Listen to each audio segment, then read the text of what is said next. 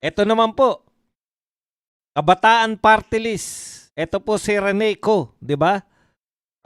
Panay banat ni Rene Co kay Bato de la Rosa.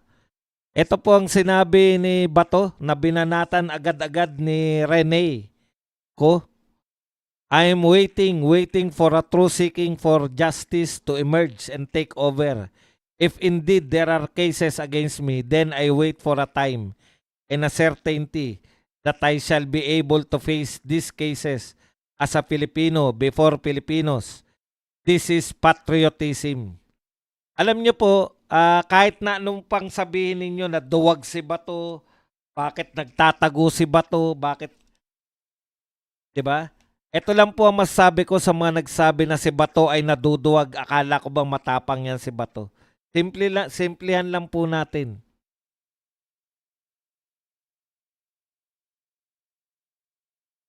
May kasabihan po tayong mga Pilipino, yung naisahan ka. Okay. Pero wala po tayong kasabihan na nadalawahan ako ron. Ha?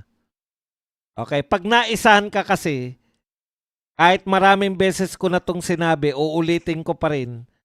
Pag sinabi pong naisahan ka, nagulangan ka, ang may kasalanan, yun ang gulang sa'yo.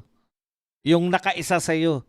Yung kumbaga yung nanloko sa'yo. Naloko ka, ibig sabihin naisahan ka, naloko ka eh. Kasi sinasabi natin, hindi po karawagan yan, hindi po wala naman nagsasampa ng reklamo dito kay Bato. Dito po kayo sa Pilipinas. Hindi nyo po pwedeng sabihin na ikatwiran na tinatakasan ni Bato yung krimen niya sa Pilipinas. Wala pong nasampang kaso sa kanya dito. Ang tinatakasan niya po, na mauulitan tayo ng nangyari kay Tatay Digong.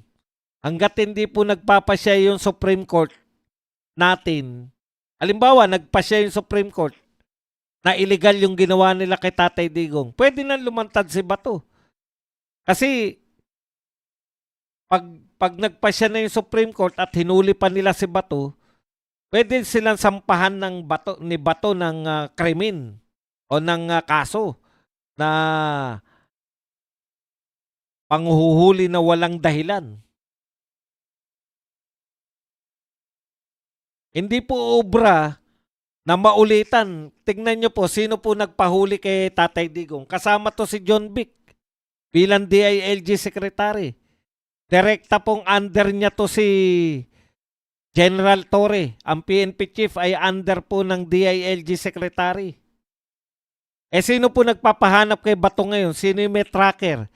Si John Vic din. Kaya ang tanga-tanga na lang ni Bato kung papayag siya na matulad sa kanya yung kay Tatay Digong. Kaya magpakatatag ka lang, Bato. Narito kami. Huwag kang maniwala dyan sa mga hindi mo naman supporter. Gusto lang yan, mapahama ka. Sila, mga Rimulya na nga nagpahuli kay Tatay Digong. Tapos Rimulya ngayon na nagtatracking kay Bato kung nasan siya.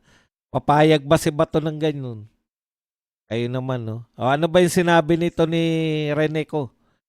Nagtatago ka dahil mahal mo ang sarili mo, hindi ang Pilipinas.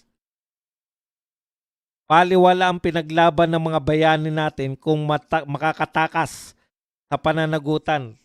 Dito muna tayo. Alam nyo po ba, Kabataan Party List, yung sinasabi mo na mababaliwala, yung pinaglaban ng mga bayani natin. Isa ba sa pinaglaban ng mga bayani natin na isusuko natin yung mga Pilipino sa ibang bansa? Wala po ako narinig na bayani na nagsabi na, oy, kayong mga Pilipino, kung may kasalanan kayo sa ibang bansa, sumuko kayo. Ang pinaglaban precisely ng mga bayani natin ay hindi tayo masakop ng ibang bansa.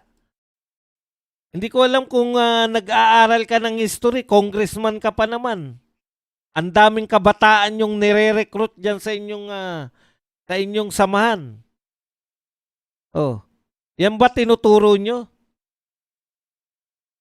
Na yung ginagawa ni Bato ay paglabag dun sa ano, yung pagsuko ba ni Bato sa dayuhan, yun ang turo ng mga bayani?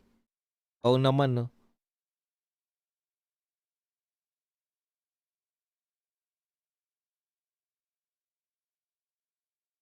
Ah. Balewala ang pinaglalaban ng mga bayani natin kung makakataka sa pananagutan ng mga pinuno tulad mo na nanguna sa pagpaslang na libo-libong kapwang mahirap na Pilipino. Talaga, mahirap lang yung napatay? Akala ko pa naman mga drug lords, mga drug pusher yung napatay. Ngayon, ang definition nyo pala, mahihirap pala. War on drugs nga, hindi naman war on one on poverty. Hindi pala. Hindi po war on poor people. War on drugs. Ngayon, marami pala kayong alam na napatay. Di ba? Sabi mo, mga mahihirap. Bakit hindi ka mag-volunteer na testigo?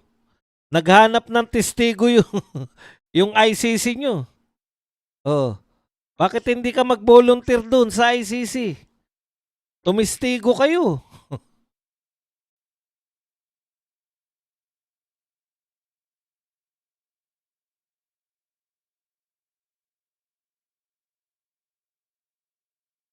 Huwag nyo pong sasabihin sa amin na yung pagsuko sa dayuhan ay yan po ay turo ng mga bayani. Never po na itinuro yan ng kahit sinong bayani na sumuko tayo sa mga dayuhan. Hindi po kailanman yan tinuro.